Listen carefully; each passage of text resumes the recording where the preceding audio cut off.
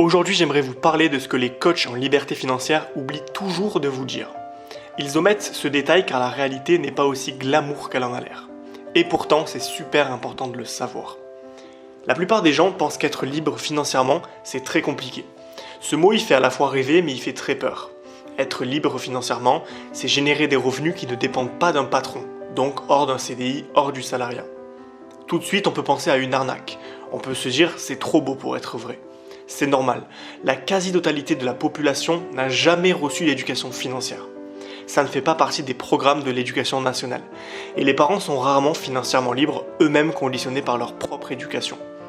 Du coup, monsieur tout le monde apprend qu'il faut décrocher un diplôme, puis un CDI pour être payé chaque mois par une grande entreprise. Depuis peu, chaque année, le nombre de personnes atteignant la liberté financière s'intensifie.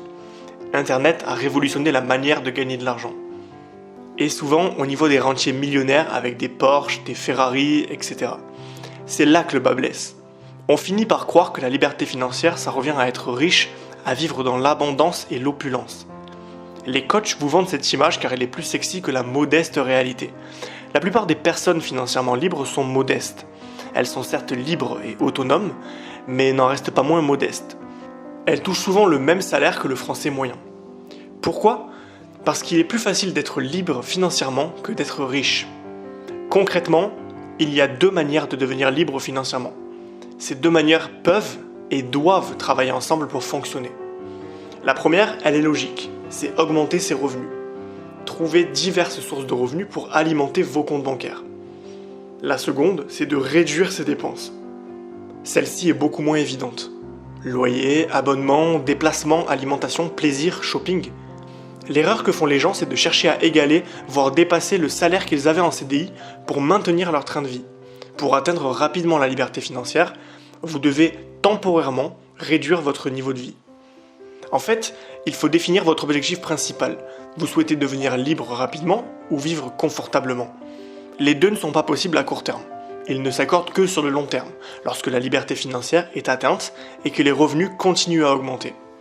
Par exemple, si j'ai besoin de 1800 € par mois pour vivre décemment à Marseille, j'aurai besoin de 800 € par mois pour vivre dans la Creuse, pour le même niveau de vie. Et pour certains, le temps est compté et la liberté doit primer sur le niveau de vie. Par exemple, un chômage après un licenciement. Voyez la liberté financière comme un jeu vidéo. Commencez petit et grossissez plutôt que de considérer l'entrepreneuriat comme une suite logique au salariat.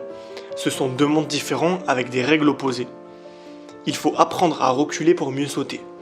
Vous devez donc jouer entre ces deux curseurs, les revenus que vous générez, les sources de revenus, et vos dépenses, votre niveau de vie.